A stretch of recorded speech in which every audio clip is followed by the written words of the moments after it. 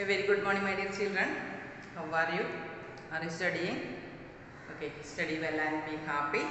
Today, let's revise once more that geography lesson 5, industries. What is the definition of industry? What is industry? What do you mean by the term industry? Industry refers to an economic activity that is concerned with the production of goods, extraction of minerals and provision of services. അതായത് goods produce ചെയ്യുക, minerals extract ചെയ്യുക, service provide ചെയ്യുക. All these are industries. അപ്പോൾ definition of industry is industry refers to an economic activity that is concerned with production of goods, extraction of minerals and provision of services. We have many industries. Example, iron and steel industry, coal mining industry. Iron and steel industry, production of goods. Example of production of goods.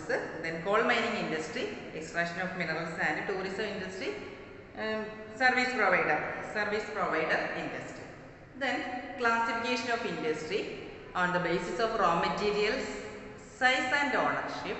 Industries are classified many types. Industries are classified on the basis of raw materials, size and ownership. First, let's look what is how industries classified on the basis of raw materials. On the basis of raw materials, industry is classified into agro-based industry, mineral-based industry, marine-based industry and forest-based industry. What is agro-based industry? With examples, agro-based industry use plant and animal-based product as their raw materials. അതായത് plant മെറ്റീരിയൽസും plant പ്രോഡക്റ്റും animal പ്രോഡക്റ്റും raw മെറ്റീരിയലായിട്ട് വെച്ച് ചെയ്യുന്ന industries ആണ് agro-based industries. Agro-based industries is plant and animal-based product as their raw material. Food processing, vegetable oil, cotton, textile, dairy products and leather industries are example of agro-based industries. Then mineral-based industries. Mineral-based industries are primary industries that use mineral ores as their raw material. അതായത് mineral ഓർസ് raw മെറ്റീരിയലായി ഉപയോഗിച്ച് നമ്മൾ ചെയ്യുന്ന ഇൻഡസ്ട്രിയാണ് mineral industries.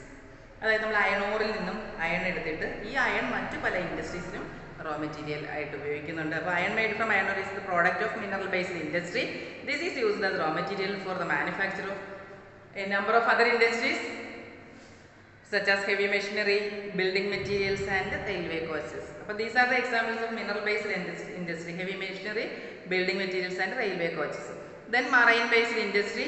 Marine based industries use products from sea and oceans as their raw materials. അതായത് സീയിലെയും ഓഷൻസിലെയും product raw material ആയിട്ട് ഉപയോഗിച്ചുകൊണ്ടുള്ള ഇൻഡസ്ട്രീസിനെ നമ്മൾ എന്ത് പറയും? Marine based industries.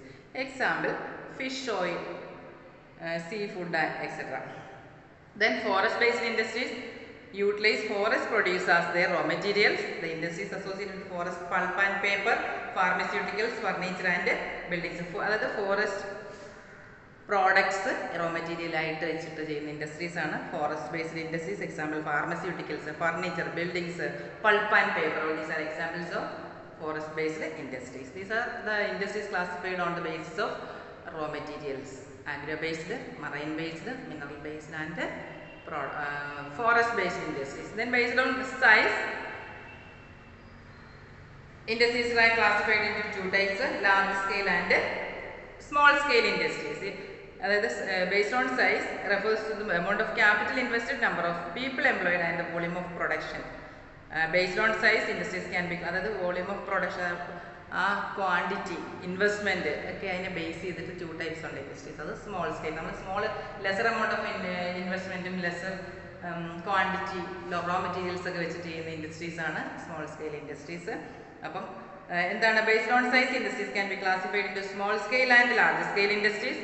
Cottage or household industries are a type of small scale industry where products are manufactured by hand. നമ്മൾ handmade goods ഒക്കെ ചെയ്യുന്നതാണ് small സ്കെയിലിൽ. അതായത് ചെറിയ കുറച്ചായിട്ട് നമ്മൾ ചെയ്യുന്നതാണ് small scale industries by artisans.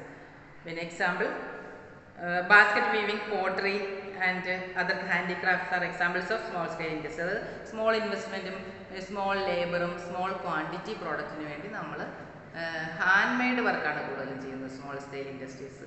അതിനകത്ത് ടെക്നോളജി ഒന്നും വലുതായിട്ട് യൂസ് ചെയ്യാതെ ചെയ്യുന്ന ഇൻഡസ്ട്രീസാണ് small scale industries. Small scale industries use lesser amount of capital and technology as compared to large scale industries. Large scale industry technology എന്താണ് ഹെവി ടെക്നോളജി പിന്നെ large amount of capital ഒക്കെ വേണം large scale industry. Small scale ഇൻഡസ്ട്രിക്ക് lesser amount of capital investment ഒക്കെ മതി. Investment of capital is higher and technology used is superior in large scale industries. Silk weaving and food processing industries are small scale industries. പിന്നെ production of automobiles and heavy machinery are large scale. അപ്പോൾ നമ്മൾ large amount of ഇൻവെസ്റ്റ്മെൻറ്റും large technology labour അതെല്ലാം ഉപയോഗിച്ച് നമ്മൾ ചെയ്യുന്ന ഇൻഡസ്ട്രിയാണ് large scale industries. Heavy machinery, building materials, furniture ഇതെല്ലാം ലാർജ് സ്കെയിൽ ഇൻഡസ്ട്രീസ് ആണ്.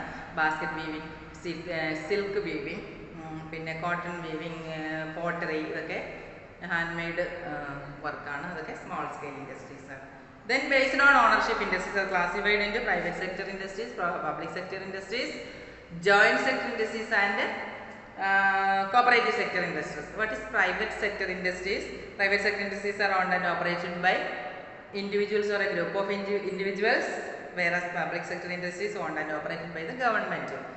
Example, Hindustan Aeronautics Limited and Steel Authority of India Limited. അതായത് ഗവൺമെൻറ് നേരിട്ട് നടത്തുന്ന ഇൻഡസ്ട്രീസ് ആണ്. അതെല്ലാം ഇൻവെസ്റ്റ്മെൻറ്റും ക്യാപിറ്റലും ലേബറും എല്ലാം ഗവൺമെൻറ് പ്രൊവൈഡ് ചെയ്ത് നടത്തുന്ന ഇൻഡസ്ട്രീസാണ് പബ്ലിക് സെക്ടർ ഇൻഡസ്ട്രീസ്. എന്നാൽ ഇൻഡിവിജ്വൽസോ ഗ്രൂപ്പ് ഓഫ് ഇൻഡിവിജ്വൽസോ ചെയ്യുന്ന ഇൻഡസ്ട്രീസാണ് private sector industries. Then joint sector industries are owned and operated by the state and individuals or a group of individuals. അത് ഇൻഡിവിജ്വൽസോ ഗ്രൂപ്പ് ഓഫ് ഇൻഡിവിജ്വൽസോ ഗവൺമെൻറ്റിൻ്റെ ഹെൽപ്പോട് കൂടി ചെയ്യുന്ന ഇൻഡസ്ട്രീസാണ് ജോയിൻ്റ് ആയിട്ട് ഗവൺമെൻറ്റും ഇൻഡിവിജ്വൽസും ജോയിൻ്റ് ആയിട്ട് ചെയ്യുന്ന ഇൻഡസ്ട്രീസാണ് joint sector industries. Example Maruti Udyog limited ആണ് ജോയിൻറ്റ് സെക്ടർ ഇൻഡസ്ട്രിക്ക് example. The last one based on ownership, last one is cooperative sector industries. They are owned and operated by the producers and suppliers of raw materials, workers or both. raw materials supply ചെയ്യുന്ന അല്ലെങ്കിൽ produce ചെയ്യുന്ന producers അല്ലെങ്കിൽ സപ്ലയേഴ്സും വർക്കേഴ്സും എല്ലാം കൂടെ ഒന്നിച്ച് cooperate ചെയ്ത് നടത്തുന്ന ഇൻഡസ്ട്രീസാണ് cooperative sector industry. Example Anand milk union and സുഗാ ഡയറി. ഇതൊക്കെ example of cooperative sector industries ആണ്. Then what are the factors affecting location of ആ ഇൻഡസ്ട്രി? നമ്മളൊരു ഇൻഡസ്ട്രി ലൊക്കേറ്റ് ചെയ്യാൻ ഇൻഡസ്ട്രി നമ്മൾ സ്റ്റാർട്ട് ചെയ്യാനുള്ള എന്തൊക്കെയാണ് ഇമ്പോർട്ടൻറ്റ്, എന്തൊക്കെ ഘടകങ്ങളാണ് നമ്മൾ ഇൻഡസ്ട്രിക്ക് വേണ്ടത്? The factors affecting the location of industries are availability of, first നമുക്ക് റോ മെറ്റീരിയൽ വേണം. റോ മെറ്റീരിയൽ അവൈലബിൾ ആയിട്ടുള്ള സ്ഥലത്താണ് ഇൻഡസ്ട്രി നമ്മൾ സ്റ്റാർട്ട് ചെയ്യുന്നത്. Availability of raw material, land, water, labour, power, capital, transport and മാർഗം. അപ്പോൾ ബാക്കിയുള്ള ഇൻഫ്രാസ്ട്രക്ചറൊക്കെ നമുക്ക് വേണം. എന്തൊക്കെയാണ്? Availability of raw material, land, water, labour, power, capital, transport and market ഇതൊക്കെ വേണം. Industries are situated where some or all of these factors are easily available. Sometimes the government provides incentives like subsidised power, lower transport cost and other infrastructure so that industries may be located in backward areas. ഇത്രയും facility ഇല്ലാത്ത സ്ഥലത്ത് backward ഏരിയയിലൊക്കെ industry start ചെയ്യാൻ. നമ്മൾ industrialisation എന്ന് പറഞ്ഞാൽ ഒരു രാജ്യത്തിൻ്റെ ഡെവലപ്മെൻറ്റ് ഇൻഡസ്ട്രീസിനെ ഡിപ്പെൻഡ് ചെയ്തിരിക്കും.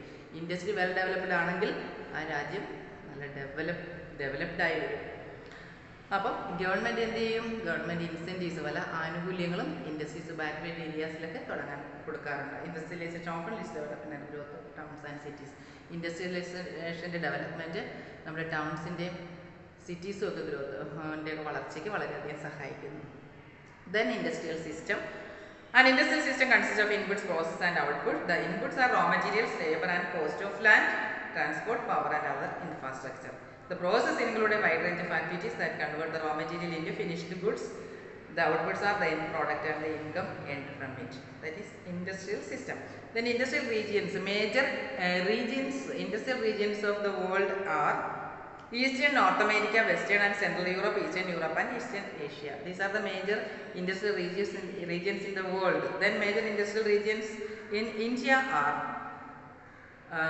Mumbai, Pune cluster, Bangalore, Tamil Nadu region, Hubli region, Ahmedabad, Baroda region, Chota Nagpur industrial belt, Visakhapatnam, Guntur belt, Gorgon, Delhi, Meerut region and Kollam, Tirunelveli industrial cluster. These are the important regions of India. Then distribution of major industries, iron and steel industry, information technology industry and textile industry. Textile industry, iron and steel industry, textile industry, the oldest industry ആണ്.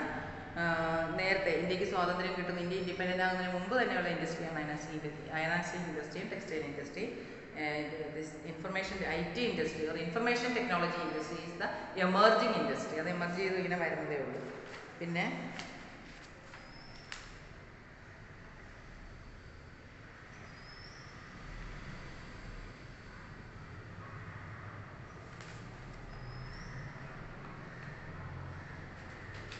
Pittsburgh, it is an important steel city of United States of America. United States of America important steel city ആണ്.